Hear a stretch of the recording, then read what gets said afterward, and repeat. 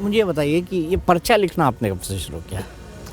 पहले तो पर्चा की परंपरा दादा गुरुजी स्लेट पे लिखते थे। स्लेट पे लिखते? स्लेट पे लिख देते थे। कई बार वो कॉपी पेन पे लिख देते थे, कॉपी लिखते थे, कॉपियाँ भर जाती थी, लोगों को पढ़वा देते थे। तो दादा गुरुजी भी यही कॉपी पे करते थे।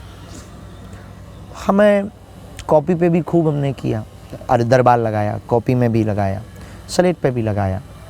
लेकिन 2016 से फिर पेज व्यक्ति कहता था कि हमें ये कागज़ चाहिए, इसमें तो बहुत काम की चीज़ लिखी है, वो फाड़ने में असुविधा हो जाती थी। तो फिर पर्चा रख लिए, बस सीधी सी बात है, कॉपी के पेज अलग अलग कर लिए, उसी नाम पर्चा हो गया उसका। तो बस, पर चर्चा तो बालाजी की है, पर्चा जरूर है, पर पर्चा के पीछे रहस्य हनुमान जी की चर्चा है। तो जो दादा गुरुजी थे उनसे आपने दीक्षा ली थी पूरी? साधना की दीक्षा। साधना हमने मंत्र रियल दादाजी थे वो? सगे दादा। हमारे दादा गुरुजी ने एक बहुत अच्छी परंपरा निभाई। 25 वर्ष तक ब्रह्मचर्य, 25 वर्ष की अवस्था से 50 वर्ष तक उन्होंने गृहस्थ, इसके बाद संन्यास। और 6 पिताजी लोग हैं और 10 भाई, ताऊ चाचा के मिलाकर हम लोग। तो हमारे दादा गुरुजी रियल दादाजी, यही तो एक बहुत बड़ी हमारे लिए गॉड गिफ्ट है। यही हमारे लिए एक बहुत बड़ा गॉड गिफ्ट है।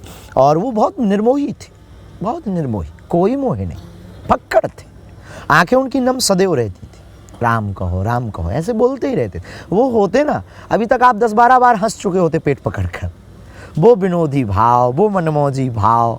बोले कहा भाई आप पहुँचे तो कह दें भैया आओ दीपक जी, हाँ भैया बजरंग बली, अब हमारे हनुमान जी तो मंगोड़ा मांग रहे, मंगोड़ी जिसे खाने की जिसको पकौड़ी की तरह मूंग की दाल से बनती है जी। हमारे बजरंग बली मंगोड़ी मांग रहे, अब ऐसे भाव में बोलते थे।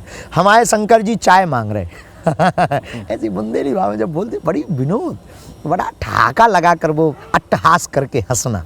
और आजान बाहु, लंबी जिनके हाथ थे, एकदम लंबे, यहाँ तक हाथ आते थे उनके, आजान बाहु थे। तो ये गॉड गिफ्ट था हमारे लिए। और यूँ कहें कृपा। थोड़ी सी आंखें साफ कर लीजिए।